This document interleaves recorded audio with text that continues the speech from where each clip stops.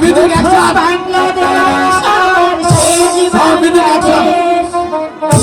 বাংলাদেশ আমার বাংলাদেশ প্রথম বাংলাদেশ আমার শেষ বাংলাদেশ জীবন বাংলাদেশ আমার বাংলাদেশ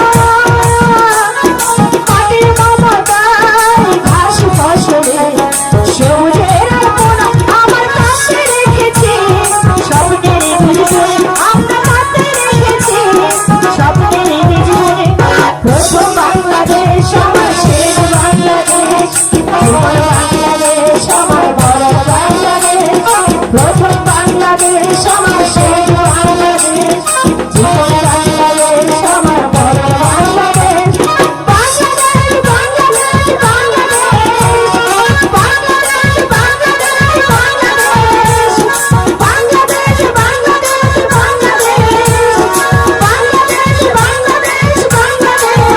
বাংলাদেশ বাংলাদেশ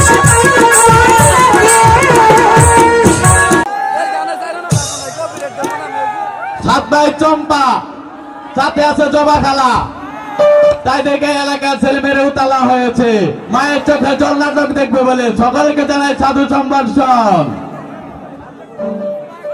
তোমারি পূজা জানি প্রেম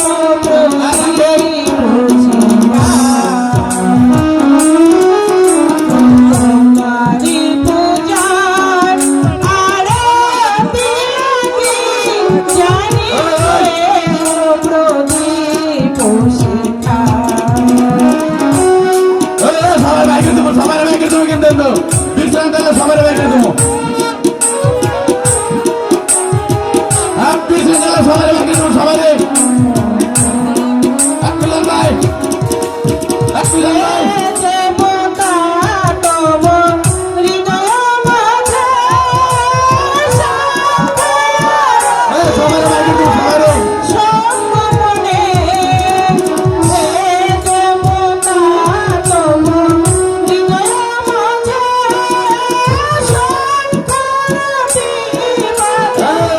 সবাই বাইকে দেবো।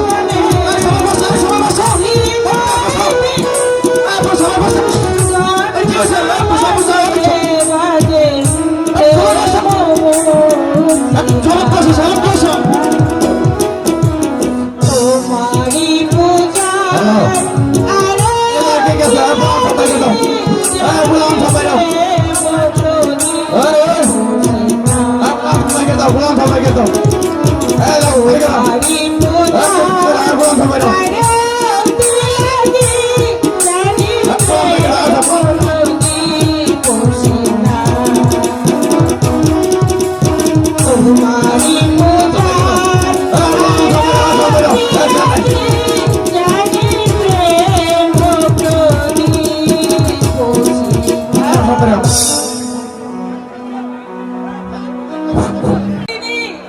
এমন ভাগ্য নিয়ে আমি পৃথিবীতে জন্মগ্রহণ করেছি।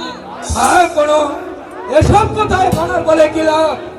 লাভ লাভ কিছুই নয় দেবীদা। মাঝে মাঝে ভাবি এসব কথা আমি চিন্তা করব না, তবু অন্তরের অন্তঃস্থল থেকে বেরিয়ে আসে বুক ফাটা কান্নার হাহাকার। তুই কাঁদছো নো? হ্যালো, তুমি যদি না থাকতে তাহলে ওই মেয়ের কেউ বিয়ে হতো না, হয়তো আমারই মতো কোনো মাতাল লম্পটের হাতে পড়ে ওর জীবনটাও নষ্ট হয়ে যেত। আর কাঁদছো নো? আমি বড্ড ক্লান্ত নো। একদিন প্রচুর দখল গেছে শরীরের উপর দিয়ে, তাছাড়া বয়স তো হলো। ভাগ্নির বিয়ে তো দিলে, এবার নিজে কবে বিয়ে করছো দেবীদা? বিয়ে হ্যাঁ, এই বয়সে? তুমি কি বলছো নো? বয়স আমার 50-56 করছি, এই বয়সে বিয়ের কথা ভাবাও যে পাপ। আর শুধু পাপ নয়, একটা মস্ত বড় সামাজিক অপরাধ। বাধাটা ঠিক তোমার বয়সের নয়, কোথায় যে তোমার বাধা তা আমি জানি। জানো? হ্যাঁ, বলো কোথায় বাধা? আমি বলো। তুমি আজও আমাকে বলতে পারোনি দেবীদা, কিন্তু কেন? আমি তো বলেছি অপবিত্র ফুলে কখনো দেবতার অর্ঘ্য সাজানো যায় না, তবু কেন তুমি বুঝতে পারছো না? ভুল, এটা তোমার ভুল। ভুল তো ঘরে অপবিত্র হয় না। ভুল, এটা তোমার সম্পূর্ণ ভুল দেবীদা। ভুল নয়, এটা তোমার মনের কুসংস্কার। দেবিকা! একটা বর্বর পুরুষের হাতে তোমার নারী ধর্ম লাঞ্ছিত হয়েছে, এটা তোমার মধ্যে একটু কোনো সাই ছিল না। ইচ্ছাই তুমি তোমার দেহটাকে ওই বড় পশুর হাতে বিলিয়ে দিতে, তাহলে আমিও না হয় দেবিকা! করতাম। তুমি বুঝতে পারছো না কেন দেবীদা? বুঝতে পারছি কোথায় তোমার দ্বিধা, তাও আমি জানি। তোমার প্রথম দ্বিধা, সমাজ আমাকে ধিক্কার দিবে। তোমার দ্বিতীয় বাধা, তোমার ছেলেমেয়েরা বড় হয়ে গেছে, দেবীদা! তাতে আমার কোনো তাড়া নেই। যদি তোমার মন কখনো সায় দেয়, তাহলে তুমি আমাকে জানাবে, আমি সেই অপেক্ষাতেই থাকবো। নান্টুর কোনো খবর পেয়েছো? হ্যাঁ, গিয়েছিলাম তোমার ছেলের খোঁজে আমি বস্তিতে। বস্তিবাসীরা বললো 2 বছর আগে নাকি তোমার স্বামীকে পুলিশ ধরে নিয়ে গেছে, তারপর থেকে নান্টুর কোনো খোঁজ পাওয়া যায়নি। হয়তো বাপের মতোই কোনো চোর গুন্ডার দলে বেরিয়ে গেছে। না দেবীদা না, আমার নান্টু, আমার নান্টু। আর আশ্চর্য হবার কিছু নেই অনু, কঠোর বাস্তবকে অস্বীকার করে কোনো লাভ নেই। বাপের বিষাক্ত রক্ত দ্বারা ছেলেতে প্রবাহিত হচ্ছে, রক্তের দাবিকে অস্বীকার করে কোনো লাভ নেই। মাতালের ছেলে মাতালি হবে, কোনদিন ভদ্রলোক হবে না, ভক্ত হতে পারে না। দেবিদা, দেবিদা, তুই কাঁদছিস কেন রে অনুরাধা? কাঁদছিস কেন? একদিন তুই মা হয়েছিলি, 3 বছরের নাট্য পেটে ছিল নন্দিনী, হঠাৎ ঝড় উঠলো, ভেঙে গেল তোর সুখের ঘর। অনুরাধা নতুন নাম নিল বিষ্ণু দেবী।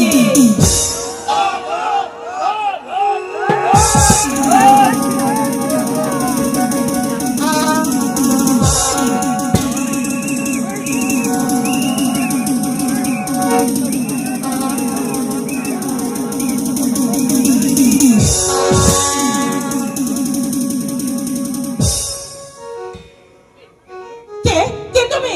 চুপ, চেঁচাবেন না। যা বলছি শুনুন, আমি বড় বিপদের সম্মুখীন হয়েছি। এই মুহূর্তে চাই কি আমার ডানটাই চলে যেতে পারে। তরি তরি করে একটা জায়গা দেখিয়ে দেখ, আমি লুকিয়ে বলি। কিন্তু দেরি করছেন কেন? যা বলছি শুনুন, তাড়াতাড়ি একটা জায়গা দেখিয়ে দিন। ওই তো ওরা আসছে। ওই তো ওই রাস্তা দিয়ে চলে যাও, পাশেই আমার রান্নাঘর, ওখানটাই বসো। কে এই ছেলেটা? কিছু অন্যায় করেছে কিনা বুঝতে পারছি না। চেহারা দেখে মনে হয় ভদ্রলোকের সন্তান। কিছু চুরি করেছে কিনা? কোথায় পালাবে দাদু, কোথায় পালাবে? এই বাড়িতে ঢুকতে দেখেছি। কি চান?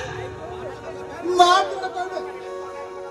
এর টাকা করে পকেট মার আপনার বাড়িতে ঢুকেছে। বাড়িটা আমি ইয়ে করবো, মানে শেষ করবো। আমি হচ্ছি গেরাতলা থানার রসময় ইয়ে বলি, নেশা টেশা করে এসেছেন নাকি? হোয়াট? আমি গেরাতলা থানা বলছি রসময় ইয়ে। আমি ওয়ান্ডারতে নেশা করবো? তাই নয় যদি, তাহলে এই ভোর সন্ধ্যাবেলায় এক ভদ্র মহিলার ঘরে তার বিনা অনুমতিতে প্রবেশ করেছেন কেন? আমি যদি আপনার নামে মিস্টার মুখার্জির কাছে রিপোর্ট করি?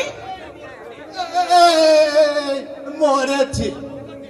আপনার মুখার্জি সাহেবকে চিনেন? হ্যাঁ, বেশ ভালো করেই চিনি। চিনতে? ওদের পুলিশ লাইনে আমি শাহজাহান নাটকে জাহানারা করে এসেছি। আমি মরেছি। হ্যাঁ, মিস্টার মুখার্জি শাহজাহান করেছিলেন। I see. আপনি তাহলে সুনাম ধন্য অভিনেত্রী বিষ্ণু দেবী। ক্ষমা করুন, ক্ষমা করুন। আমি আপনাকে চিনতে পারিনি। সত্য অভিনয় করে সেদিন যা জাদু দিতেন না, সবার মুখে আপনারই নাম। ইচ্ছে করলে আপনি বাড়িটা চার্জ করতে পারেন। কি আপনি বলেন? আপনাকে মিথ্যা কথা বলবেন? নিশ্চয়ই আমার দেখতে কোথাও ভুলে আছে। বেটা আপনার সামনের ঢুকে 5 কেজি পালিয়ে গেছে। ধরতে পারলে বেটাকে বাপের নাম বলিয়ে দেব। হ্যাঁ, যাবে কোথায় শোনাচ্ছেন? যাবে কোথায়? কানে যখন আছো ধরন তোমাকে পড়তেই হবে। আসছি দিদি, ধরি ম্যাডাম, আসছি। আশ্চর্য, চেহারা দেখে মানুষের এতটুকু বোঝার উপায় নেই। এমন সুন্দর চেহারার ছেলেটা নাকি পকেট মার। চলে গেছে বেটা, খুব জোর আপনি আমাকে বাঁচিয়ে দিয়েছেন। তাছাড়া বেটা এভাবে আমার পিছু নিয়েছিল, ধরতে পারলে 3 মাস 3 ঘরবাস অনিবার্য, আর মারগুলো তো ফাও। তাছাড়া পিস্তল উঁচিয়ে বেটা যেভাবে আমার পিছু নিয়েছিল, একটা গুলি করলে আমার আত্মারা একেবারে খাঁচা ছাড়া হয়ে যেত।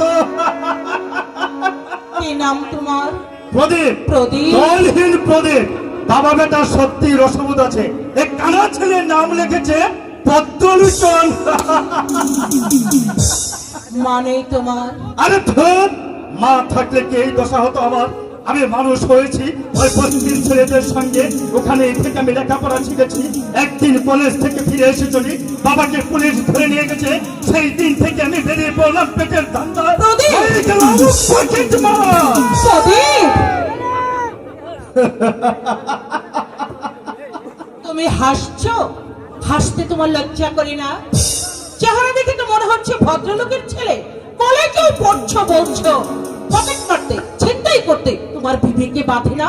জ্ঞান দিচ্ছেন? দেখো, ওরকম যেন অনেক মূল্যায় দিতে পারে, কিন্তু পেটের ভাত কেউ দেবে না। বস্তির ঘরে আমি 3 দিন উপোস করেছিলাম, কেউ দেখে আমাকে একটি কথাও জিজ্ঞেস করেনি। মানুষের দুয়ারে দুয়ারে আমি ভিক্ষে খেয়েছি, সবাই দিয়েছে আমাকে অবাক্যার হাসি। মানুষের কাছে আমি কাজের জন্য গিয়েছি, কেউ আমাকে বিশ্বাস করেনি। প্রদীপ, আপনার চাইতে আমার বয়স কম হলেও এই সমাজটাকে আপনার চাইতে আমি বেশি ভালো করে চিনি। দুহাতে পেতে ভিক্ষে চাইবেন, কেউ আপনাকে একটি পয়সাও ভিক্ষে দেবে না। ছুরি ধরুন, লাঠি মেরে এই দুনিয়ার পাঁচর করিয়ে দিন, দেখবেন এই দুনিয়া একদিন আপনাকে সালাম জানাবে। প্রদীপ, চলি, ধন্যবাদ। কিন্তু আপনি আপনি আমার মায়ের মতো। প্রদীপ! বিশ্বাস করুন, ইচ্ছে করে আমি এই নোংরা পথে নামিনি। মাঝে মাঝে আমার ভালো হতে ইচ্ছে করে কেউ যেন আমার অন্তরের অন্তঃস্থল থেকে আমাকে বলে ওঠে, এটা নয়, এটা নয়, অন্য কোথাও, অন্য কোথাও, অন্য কোনো খানে, কিন্তু কোথায় সে পথ আমি জানি না, আমি জানি না, প্রদীপ! আমি জানি না। প্রদীপ, যা ভেবেছিলাম তাই, মানে ছেলেটার, কিন্তু ওর ওই মুখটা যেন আমার অনেক দিনের চেনা বলে মনে হচ্ছে, কিন্তু কোথায় যেন দেখেছি আমি মনে করতে পারছি না। অথচ মনে হচ্ছে ওই মুখটা যেন আমার অনেক অনেক পরিচিত, কিন্তু কোথায় যে দেখেছি। মাই ডিয়ার অনু, এ সে কি বাবা, তুমি আমাকে চিনতে পারলে না? আমি তোমার প্রতি দেবতা শ্রী নটবর্ধন। আরে তুমি যে অবাক করে দিলে মাইরি, মাইরি অনুরাধা। আমার নাম বিজলি, অনুরাধাকে আমি চিনি না। মাইরি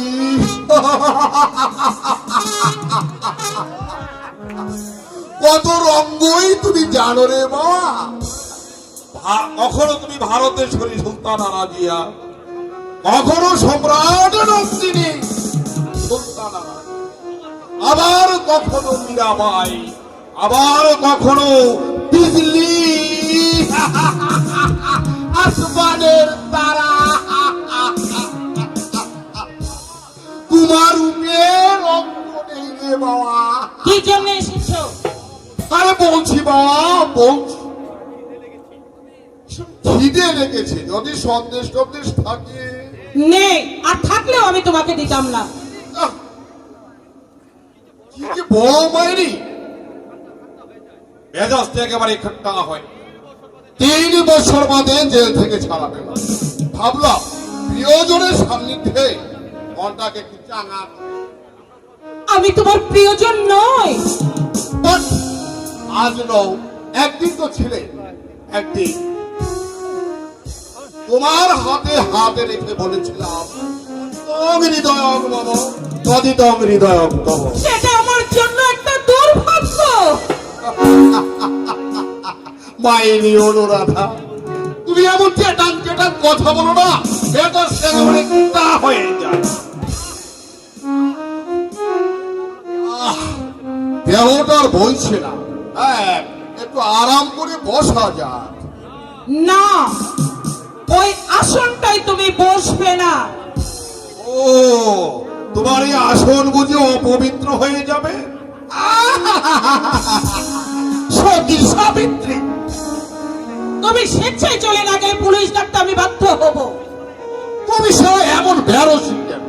এমন চেটান চেটান কথা বলো না, মেজাজটা একেবারে ঠাট্টা হয়ে যায়। আর আমাকে তুমি পাত্তাই দিচ্ছ না। এত করে বুঝালাম, মেয়েটাকে কোথায় রেখেছো, ঠিকানাটা যাও, একবার গিয়ে দেখে আসি। হাজার হোক আমি তো তার জন্মদাতা পিতা। তুমি যাবে কিনা আমি জানতে চাই।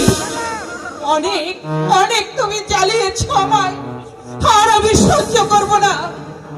আর কি যে বলো মাইরি, মেজাজটা একেবারে ঠান্ডা হয়ে গেছে। জেল থেকে বেরিয়েছি, হাতে একটা পয়সাও নেই। 3টি বছর আমি খুব শান্তিতে ছিলাম, তোমার অত্যাচার আমাকে সহ্য করতে হয়নি। নানটুকে পড়াবার নাম করে প্রতি মাসে 300 করে টাকা নিয়ে যাওনি, বলো নাওনি তুমি? আরে কি আশ্চর্য, বেটাকে তো আমি কলেজে ভর্তি করে দিয়েই ছিলাম।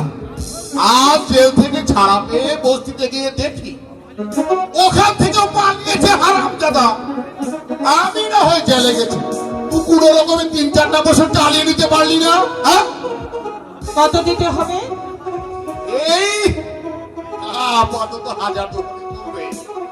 অত টাকা নেই আমার কাছে, সামান্য কিছু দিয়ে দিচ্ছি, তাই নিয়ে চলে যাও। এরপরেও যদি তুমি আমাকে বিরক্ত করতে আসো, তাহলে আমি পুলিশে খবর দিতে বাধ্য হব। মনে রেখো, আমার ধৈর্য কিন্তু সীমাহীন নয়।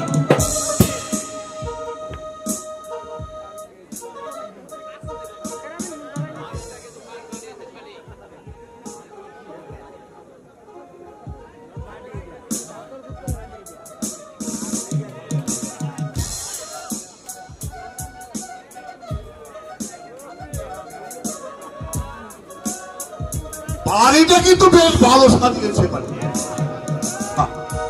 একেবারে একেবারে যেমন তাজমহল। হ্যাঁ, এরকম একটা বাড়ি করার আমারও ইচ্ছে ছিল। আজকাল অভিনয়ের লাইনে মেয়ে ছেলেদের ভারী কদর। এ বাবা জগদীশ্বর, এ জন্মে তো আর হলো না, আর সে জন্মে তুমি আমাকে মেয়ে ছেলে করে জগতে পাঠিও বাবা। এই নাও।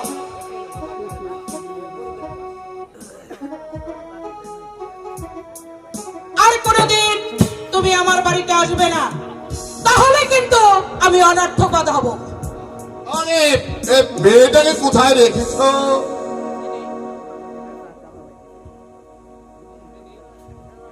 হ্যাঁ, নন্দিনীকে কোথায় রেখেছো? নন্দিনী?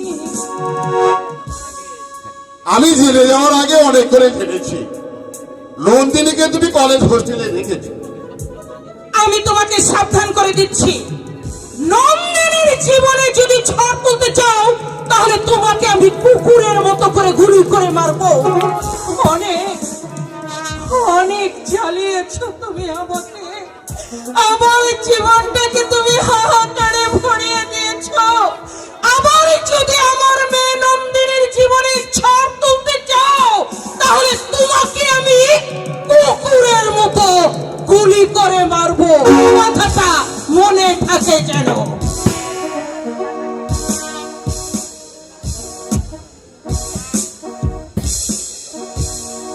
এই যে কয়েকদিন ভালোই চলবে, শালি ভারী দেওয়া আমিও সারা ফাঁকা ছেলে দাদা দত্ত। আমার পয়সায় রাস্তার শেয়াল কুকুর পর্যন্ত মদ খেয়েছে। এই তুই আমাকে কি রাম দেখাবি রে শালি? মেয়েটাকে মনে হয় পুরো ছেলের সঙ্গে বিয়ে দিয়েছে। খোঁজ পেলে জামাইয়ের পয়সায় আরাম করে দিনটা কাটানো যেত। ঠিক ঠিক খুঁজে বের করে নেব, ঠিক খুঁজে বের। আমিও সারা ফাটা দত্তের ছেলে নাটা দত্ত, আমি ঠিক বের করে নেব। হ্যালো, কথা শোনো লক্ষ্মী, কথা শোনো। আরে কথা শোনো না। কে শোনাবে? কে শোনাবে? তুমি 2 বছর তুমি আমার সাথে ভালোবাসার অভিনয় করেছো, কখনো কোনোদিন বুঝতে দাওনি তোমার মা একটা ঘৃণিত অভিনেত্রী, তার মন দল কামন্দ পুরুষের মনোরঞ্জন করায় তার একমাত্র পেশা। তুমি বিশ্বাস করো, আমি জানতাম না যে তুমি সব জানতে, সুতরাং জেনে শুনে নেই তুমি আমার সঙ্গে প্রতারণা করেছো। আমি তোমাকে ভালোবাসা উজাড় করে দিয়েছিলাম। মুখটা চলে যাচ্ছে, কি করে যে আমি এই লোক সমাজে মুখটা দেখাবো? তুই যদি আমার উপর ঘৃণা হয়, তাহলে একটা কাজ করো না, তোমার জীবন থেকে আমাকে মুক্তি দিয়ে দাও, আমি অনেক দূরে চলে যাব। মুক্তি দেব। হ্যাঁ হ্যাঁ, তোমাকে আমি মুক্তি দেবো, সেটা দাও। তবে ছাড়পত্র নয়, এই পৃথিবীর বুক থেকে আমি চিরতরে তোমাকে সরিয়ে দেবো। আমি নিজ হাতে তোমাকে হত্যা করে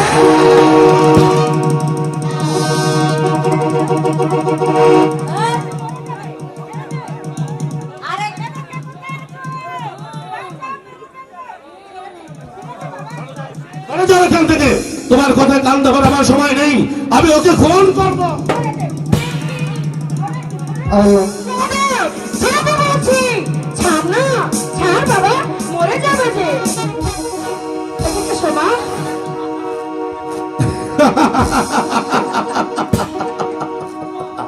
তুমি কি করছো মা? তুমি ভাবছো সত্যি সত্যি আমি ওকে খুন করছি?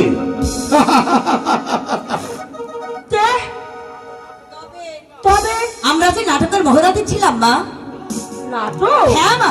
হ্যাঁ মা, আমার লেখা নাটকের নায়ক নায়ক আমরা দুজন, তাই ঘরে বসে রিহার্সাল দিচ্ছিলাম। তুমি ভাবলে সত্যি সত্যি আমি ওকে খুন করছি?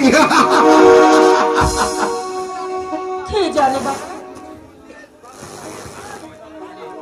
তুই যে নাটকের হ্যালো, তুই যে গলা ধরেছিলি, আমি ভাবলাম সত্যি সত্যি তুই নন্দীকে মেরে ফেললি। আর আমি ভাবছিলাম তুই সত্যি নন্দীকে মেরে ফেললি। মাত্র মাস তিনেক হলো তোদের বিয়ে হয়েছে। মা, আমার অ্যাকশনটা তাহলে খুব ভালো হয়েছে, তাই না? তবে শোনো মা, তুমি এখানে এসে বাধা দিলে এখানে আসবে আমাদের পুরনো চাকর ওই ভৈরব। তারপর ও আমাকে বাড়ি থেকে বেরিয়ে যেতে বলবে, তখন আমি একটা গান গাইবো। এক যেন হিন্দি সিনেমার মতো হয়েছে, ওটাই বাস্তব হয়নি। কি আশ্চর্য! কৈফিয়ত দিয়ে তুমি আমাকে সন্তুষ্ট করতে পারবে না। নাটক হচ্ছে জীবনের দর্পণ। ধরো তুমি আমাকে বাড়ি থেকে বেরিয়ে যেতে বলবে, আর তখন আমি গান গাইবো। আরে বাবা শোনো, আমি তো আর পেশাদার নাট্যকার নই। এটা আমার প্রথম লেখা নাটক, ভুল ভ্রান্তি তো একটু থাকবে। নন্দিনী, বলো। তুমি এক কাজ করো, তুমি বরং মাকে গানটা শুনিয়ে দাও। এখন কি মুড আসবে? আরে বাবা আসবে আসবে, একটু চেষ্টা করলেই মুড এসে যাবে। তুমি তো আবার কলেজে ফাংশনে নাটক করেছো। খোকা যখন বলছে গাও, গাও না বাবা। ঠিক আছে, আমি গাইছি। গাও। বড় ছাদ জাগে